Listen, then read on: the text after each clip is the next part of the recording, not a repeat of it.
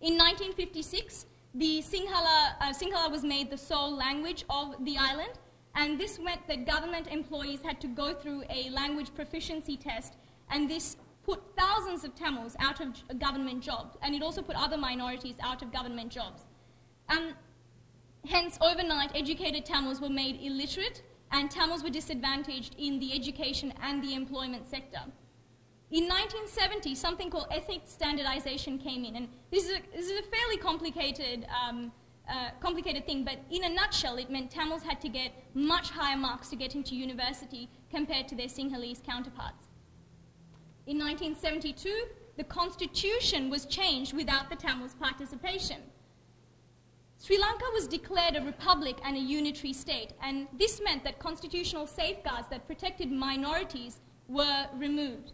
Furthermore, Buddhism was declared the state religion, and this automatically made citizens of other faiths outcasts, and it also gave enormous power to the Buddhist clergy. There was a name change from Ceylon to Sri Lanka, and although in the larger scheme of things this might not seem as a big deal, when you identify yourself to a nation, to a country, and you refer to it as Ceylon, something that your ancestors, your grandparents have called it, your parents have called it, to now suddenly have to call it a name that is of a language that is not yours, and although your representatives, your Tamil representatives, opposed this in Parliament to have it passed anyway, that causes a lot of rift in one's, clashes in one's identity and the way one forms their identity and their relationship to a nation.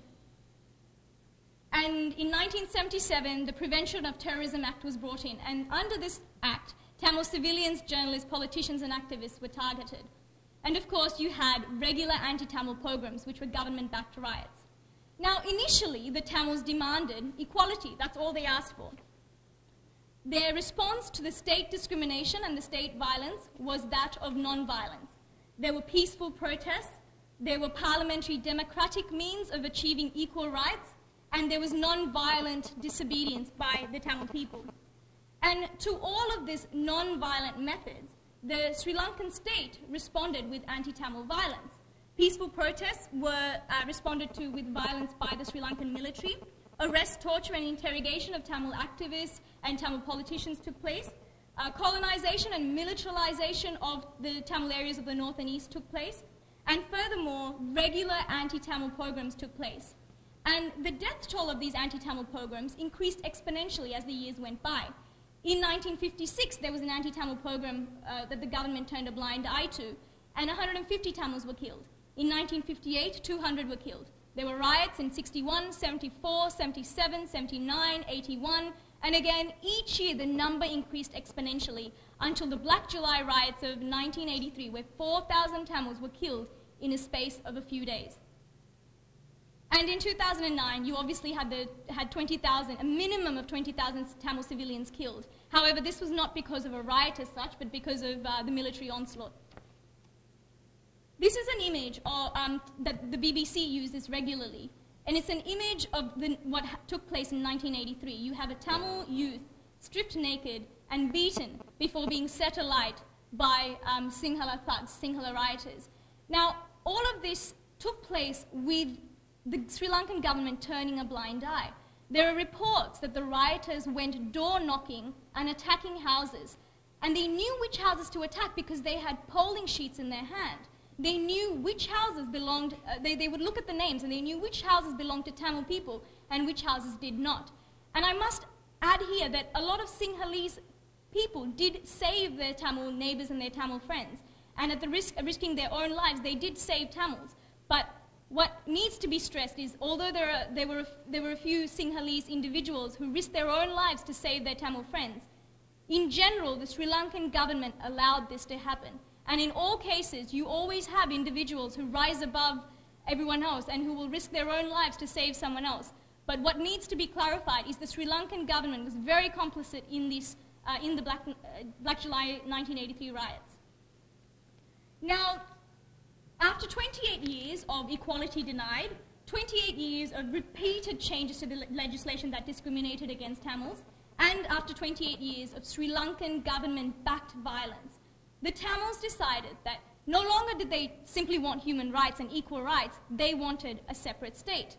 So Tamil political leaders decided that the only means of restoring Tamil sovereignty was through an independent Tamil state in the northeast of Sri Lanka, and they called this Tamalilam.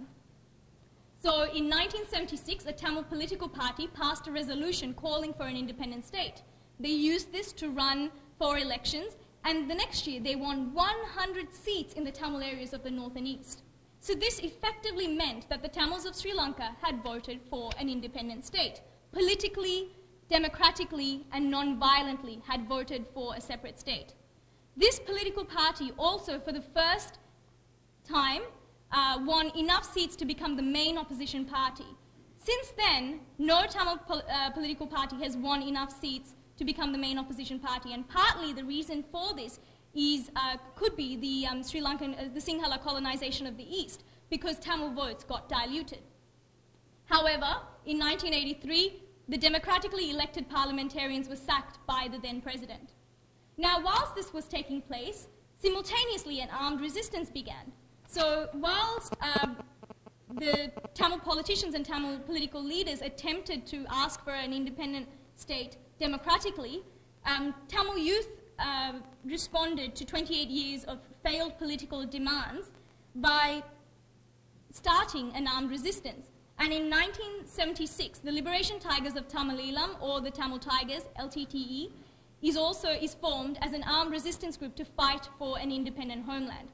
So only after 28 years of peaceful resistance did the LTT come into being. This is a very important point. And the struggle for independence basically started off through political means, but was forced into military means because of continuing violence and also continuing lack of recognition of legitimate Tamil grievances by the Sri Lankan government. And the reality of the fact is that majority of Tamils rallied behind the Tamil Tigers. And the reason for this was, for example, in 1983, you had 4,000 Tamils killed within a matter of 4 to 5 days. So there was a lot of frustration. A lot of young people decided to go and join the armed resistance because they lost faith in the political democratic means of achieving an independent homeland. There was also the democratically elected parliamentarians being sacked and the parliament being dissolved in 1983. And also the ethnic standardization meant that a lot of young people who spent their lifetime studying very hard to get into university were told that they couldn't get in simply because they didn't get 99 or 98 or whatever the cutoff was, whereas their Sinhala friends were able to get in with much lower marks. So this frustration led a lot of Tamil youth to go and join the armed resistance. And the reality of the fact is that is why the Tamil Tigers had a lot of support from the Tamil people. And so since the armed resistance began, of course, there's been the Sri Lankan war, the Sri Lankan ethnic conflict, and according to data collected by Tamils, up to 130,000 Tamils may have died since 1976. Between 1977 and 2002, the LTTE became a major military force and gained control of significant areas of the northeast and managed to establish civil administration services in these areas. What I must point out here is the Tamil Tigers have also been accused of human rights abuses. They have been also accused of targeting civilian targets. Now, whilst that takes place, they have been judged.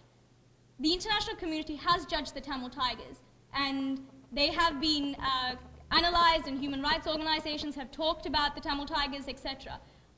Today, in my speech, I would like to point out that as much scrutiny, as much criticism is not taking place of the Sri Lankan government, a government whose attacks on civilian targets, whose attacks on churches, orphanages, hospitals is multiple times worse than what the Tamil Tigers were ever capable of or ever had conducted.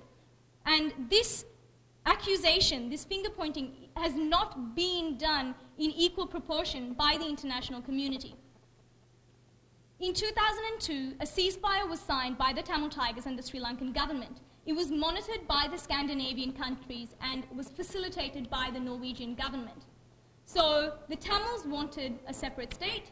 In 1976, the Tamil political party won all seats, and in 2004, after the ceasefire was signed, a Tamil political party asking for a separate state won 22 out of 23 seats in the north and east of Sri Lanka.